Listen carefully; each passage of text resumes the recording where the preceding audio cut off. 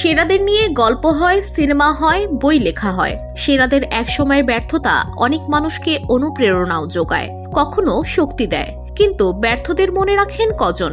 সেরাদের নিয়ে যখন মাতামাতি, তখন ক্রিকেটে কয়েকজন ব্যর্থ অধিনায়ক খোঁজে খেরো খাতায় কাটাকুটি। ইতিহাসের সবচেয়ে বাজে অধিনায়কের তালিকার উপরের দিকে আছেন কিংবদন্তি সচিন টেন্ডুলকার। ক্রিকেটে রেকর্ডের পর রেকর্ড গড়া লিটন মাস্টার ভারতের নেতৃত্বে ছিলেন দুবারই হয়েছেন ব্যর্থ। দলের ব্যর্থতার দায়ে দায়িত্বও ছাড়তে হয়। অধিনায়ক হিসেবে সচিন বাজে করলেও এই তালিকায় শীর্ষে নেই। ধুলো, ময়লা ও ক্ষতিকর ধূলিকণা থেকে নিমিষেই মুক্তি দেয় চৌধুরী এয়ার পিউরিফায়ার। এর শক্তিশালী সাকশন ঘরের কোনায় কোনায় লুকিয়ে থাকা সকল ধুলা টেনে ফিল্টার করে এবং বের করে আনে নির্মল ও স্বাস্থ্যকর হাওয়া।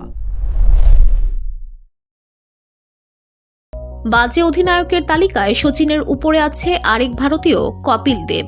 ন্যূনতম 25টি ম্যাচে নেতৃত্ব দিয়েছেন এমন অধিনায়কের জয়ের শতকরা হার বিবেচনায় দাঁড় করানো হচ্ছে। বাজে অধিনায়কের মাঝে সবচেয়ে বাজে কে? সচিন, কপিল কেউ নন। এই না চাওয়া তালিকায় শীর্ষে নিউজিল্যান্ডের জন রিড। ব্ল্যাক ক্যাপসদের 34 ম্যাচ নেতৃত্ব দেওয়া জন জিতেছেন মোটে 3টিতে। শতকরা হিসেবে তা মোটে 8.82।